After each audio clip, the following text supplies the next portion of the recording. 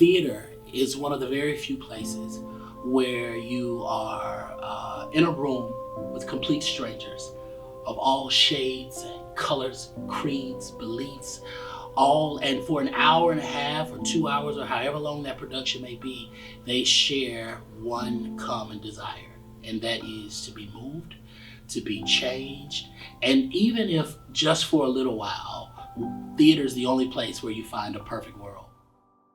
Each year, BCT produces anywhere between 8 and up to 14 professional productions, and these are offered for schools as field trips. We also tour to rural counties across Alabama, and more we've been doing summer productions and outdoor productions that are offered for free with the support of community sponsorships.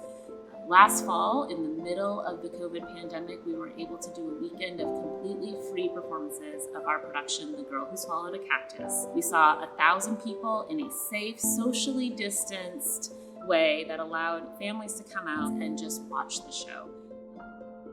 Birmingham Children's Theater believes in curiosity and imagination and learning through play. We know that little bodies are not designed to be still.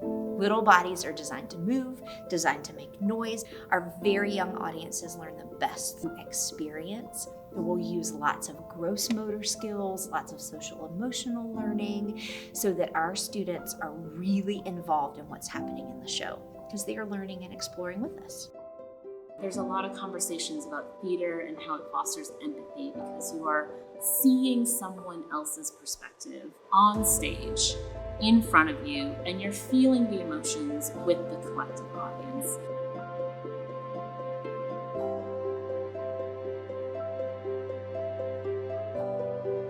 Theater helps you open up as well. When you're shy, theater helps you open up and let the wings come out and everything. And it's fun. If it's something you really want to do, then it is fun. It's just great.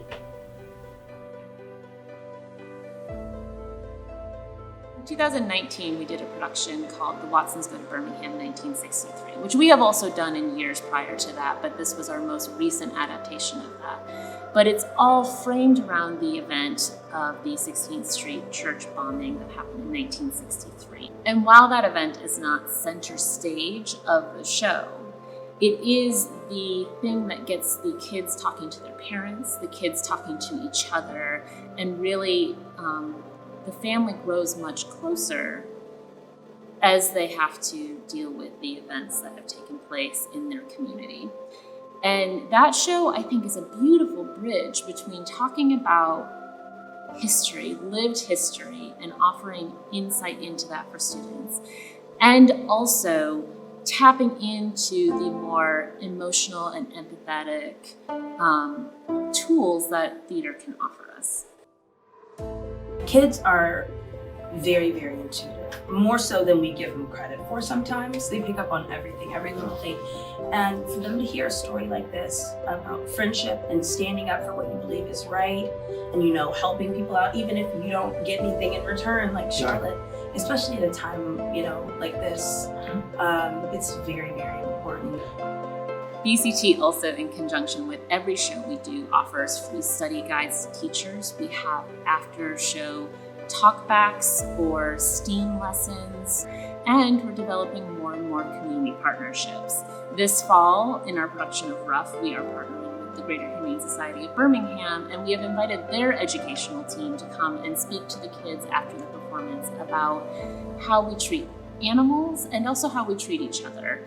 And it creates a very well-rounded experience for the kids, who get to enjoy a fun show about 2 dogs with a happy ending, and then get to learn more about how those scenes they have seen on stage will move into the realities of their life.